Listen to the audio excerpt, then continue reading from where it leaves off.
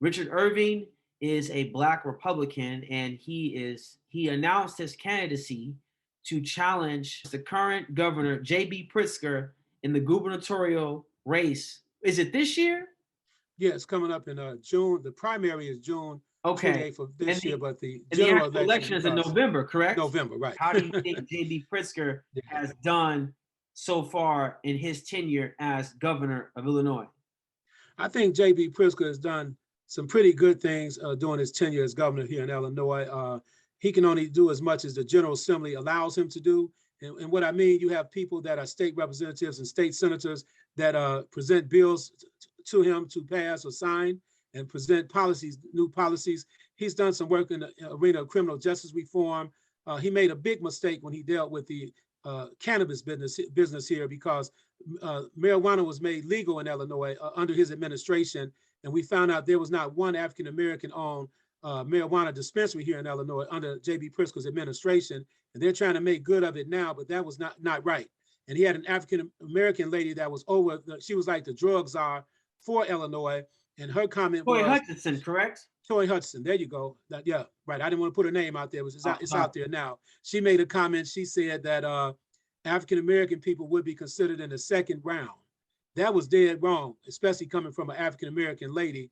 It was tragic when it comes down to the billions of dollars that has been made already because of the people that are legally selling marijuana in Illinois. And we did not have one African American owned dispensary out the gate. But I found out later a lot of African American business people partnered with some of the other, marijuana dispensaries for like 5% or 10%. But these were some of the African American people that were at the table, so-called speaking up for African American people, but they actually compromised as well, and they took parts of the business not to raise their voices. So they took like a 5% interest in some of the businesses. That's what they did.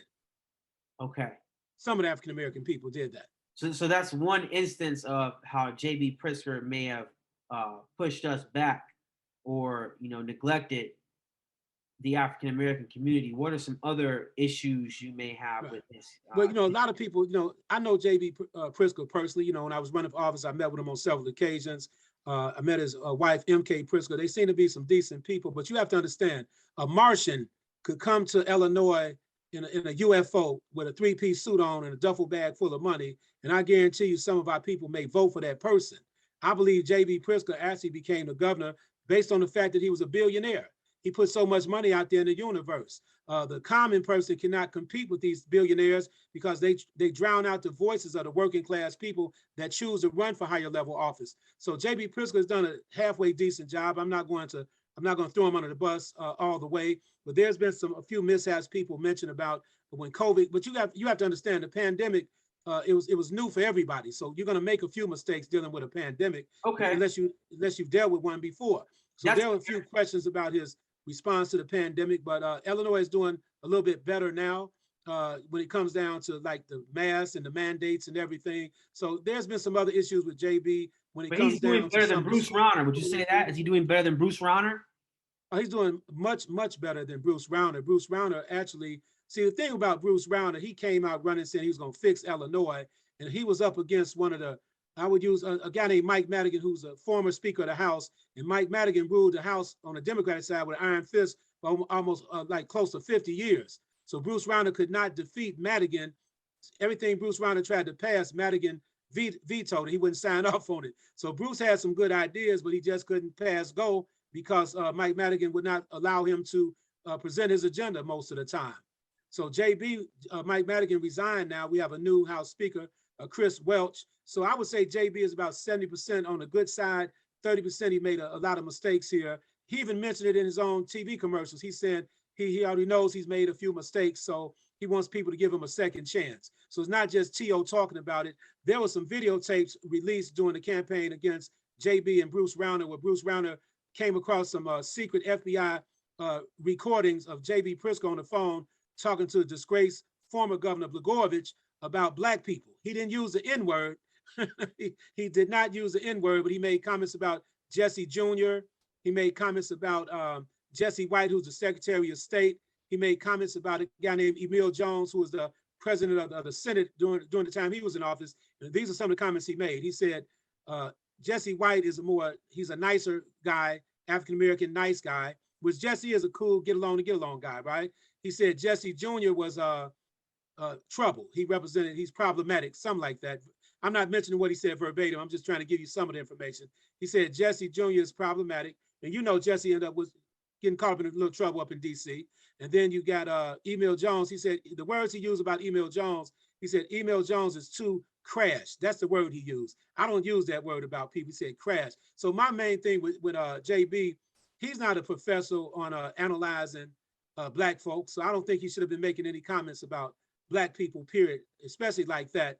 And the only thing he did not say is the N-word, because he definitely criticized 2 of the Black men out of the 3 that he talked about. Okay.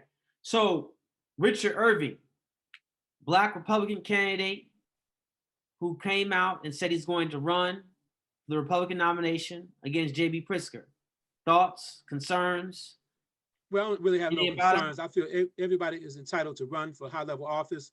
Richard Irving is not a Republican. He's really a Democrat. So he just followed the money. There's a billionaire named Ken Griffin that has a real vendetta against J.B. Pritzker. So he made a comment that he was going to put $300 million behind a candidate to run against J.B. Pritzker.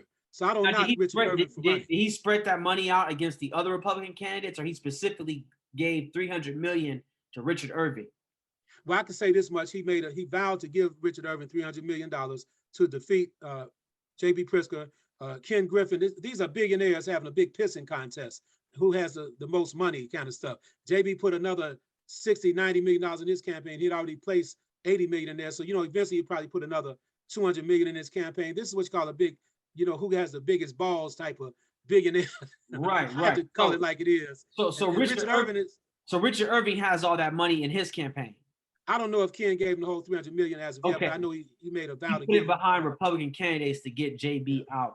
So I know Richard Irving was the first African-American mayor in the town of Aurora, which is like the second largest city in Illinois, behind Chicago, of course. So you say he's actually a Democrat. Now, is he a Democratic mayor or is he a Republican mayor? No, he's a Democrat. I mean, he said it himself.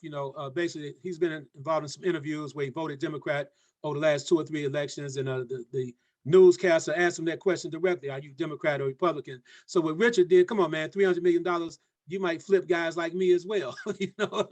I mean, I can't say I would not run. I would not say that, because that's what Richard did. So he's coming out strong right now, like a big time sheriff. He's producing commercials talking about how he's going to call the National Guard in, and how he stood up against police, like any the young guys, the gangs and all that stuff, and what his plans are, because he knows that JB may be a little bit more criminal justice reform minded. So Richard Irving's coming out on the right side, like the Republican side, so to speak, being a lawman. He wants to be the lawman. He's pretty much attracted to news stations like Fox News type of guy. That's what he's coming up with now.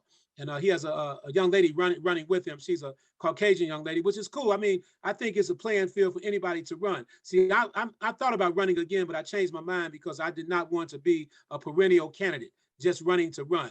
Every time I ran, I ran to win.